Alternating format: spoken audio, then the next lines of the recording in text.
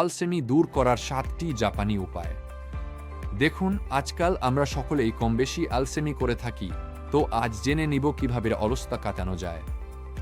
কখনো কি ভেবে দেখেছেন জাপানিরা কিভাবে এত শৃঙ্খলাবদ্ধ, কর্মঠ ও সফল? তাঁদের কর্মসংস্কৃতি দেখলে মনে হয় অলসতা বলে কোনো শব্দ তাদের অভিধানে নেই।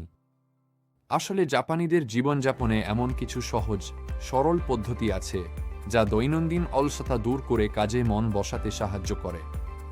জেনে নিন এমন 7টি জাপানি উপায় যা বদলে দিতে পারে আপনার জীবনও। জাপানিরা ইকিগাইকে মূলত জীবনের উদ্দেশ্য খুঁজে বের করার মূল উপায় হিসেবে দেখেন।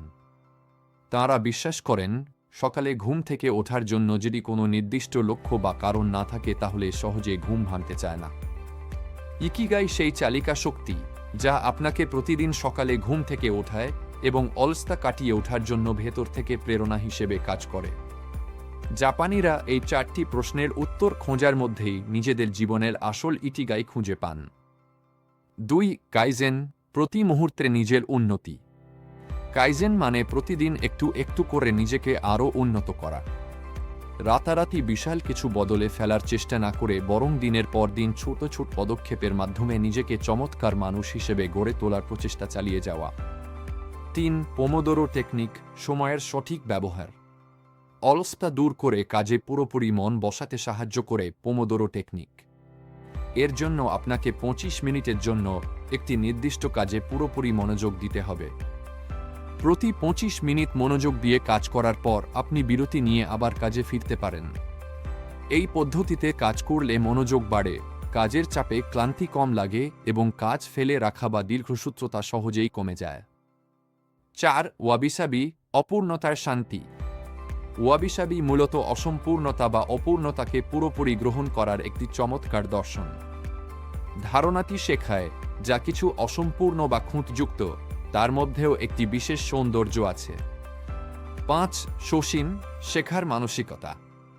শোষিন শিক্ষায় নিজেকে শিশুর মতো বা একজন শিক্ষানবিশ হিসেবে নিজেকে মনে করতে হয়।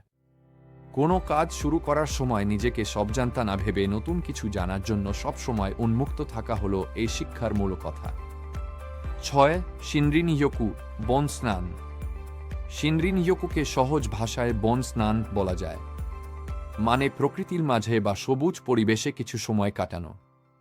এই কৌশল মানসিক চাপ কমাতে, মন মেজাজ ভালো করতে ও শক্তিশালী শরীর গঠনে সাহায্য করে। 7. হারা হাচিবু, পেট ভরে না খাওয়া। হারা হাচিবু জাপানের কনফুসীয় শিক্ষা থেকে আসা এক অভ্যাস যার মূল কথা পরিমিত বা অল্প খাওয়া, অর্থাৎ পেট কেবল 80% ভর্তি হওয়া পর্যন্ত খাওয়া এবং বাকি 20% অংশ ফাঁকা রাখা। বেশি খেলে বেশিরভাগ মানুষের ক্ষেত্রে আলসেমি বা ঘুম ঘুম ভাব দেখা দেয়। হারা হাচিবু নিয়ম মেনে চললে অতিরিক্ত না খেয়ে কেবল শরীরের প্রয়োজনীয় খাবার খাওয়া হয়। তাই সারা দিন শক্তির মাত্রা স্থিতিশীল থাকে এবং কাজে ক্লান্তি আসে না। এতে অলসতা কমে যায়।